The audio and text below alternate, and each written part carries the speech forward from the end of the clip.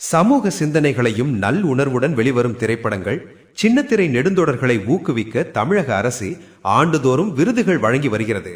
தற்போது 2016-2022 ஆண்டுகளுக்கான அரசு திரைப்பட விருதுகளும் 2014-2022 ஆண்டுகளுக்கான சின்னத்திரை விருதுகளும் அறிவிக்கப்பட்டுள்ளன.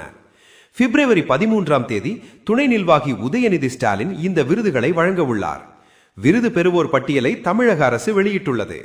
திரைப்பட விருதுகளில் சிறந்த நடிகர்களாக விஜய் சேதுபதி புரியாத புதிர், கார்த்தி தீரன் அதிகாரம் 1, தனுஷ் வடசென்னை, ஆர் பார்த்திபன் ஒத்த செருப்பு, சூர்யா சூரரை போற்று, ஆர்யா சார்பட்டா பரம்பரை, விக்ரம் பிரபு டானாக்காரன். சிறந்த நடிகைகளாக கீர்த்தி சுரேஷ், நயன்தாரா, ஜோதிகா, மஞ்சு வாரியார், அபர்ணா பாலமுரளி, லிஜோ மோல் ஜோஸ், சாய் பல்லவி ஆகியோர் தேர்வாகினர். சிறந்த திரைப்படங்களாக மாநகரம், அறம், பரியேறும் பெருமாள், அசுரன், கூழாங்கல், ஜெய்பீம் ஆகியவை தேர்வு செய்யப்பட்டன. சின்னத்திரை விருதுகளில் சிறந்த கதாநாயகர்களாக எம் ராஜ்குமார், ஆர் பாண்டியராஜன், கௌஷிக், கிருஷ்ணா, தலைவாசல் விஜய், வா சஞ்சீவ், ஜெய் ஆகாஷ், கார்த்திக் ராஜ், சஞ்சீவ். சிறந்த கதாநாயகிகளாக ஆர் ராதிகா சரத்குமார், வாணிபோஜன், நீலிமா ராணி, சங்கவி, ரேவதி, ரேஷ்மா, சபானா ஷாஜகான், கேப்ரில்லா செல்லஸ் ஆகியோர் தேர்வாகினர்.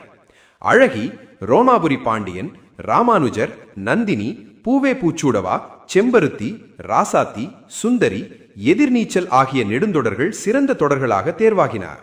சிறந்த திரைப்படங்களுக்கு முதல் பரிசு 2 லட்சம், இரண்டாம் பரிசு 1 லட்சம், மூன்றாம் பரிசு 75,000, சிறப்பு பரிசு 75,000. பெண்களை உயர்வாக சித்தரிக்கும் படத்திற்கு சிறப்பு பரிசு 1.25 லட்சம். நடிகர் நடிகையர் தொழில்நுட்ப கலைஞர்களுக்கு தலா 1 பவின் தங்கப்பதக்கம் நினைவு பரிசும். சின்னத்திரை நெடுந்தொடர்களுக்கு முதல் பரிசு 2 லட்சம், இரண்டாம் பரிசு 1 லட்சம். ஆண்டின் சிறந்த சாதனையாளர் வாழ்நாள் சாதனையாளருக்கு தலா 1 லட்சம் அறிவிப்பு. சிறந்த கதாநாயகன் கதாநாயகி தொழில்நுட்ப கலைஞர்களுக்கு 1 பவின் தங்கப்பதக்கம் நினைவு பரிசுடன் சான்றிதழும் வழங்கப்படும்.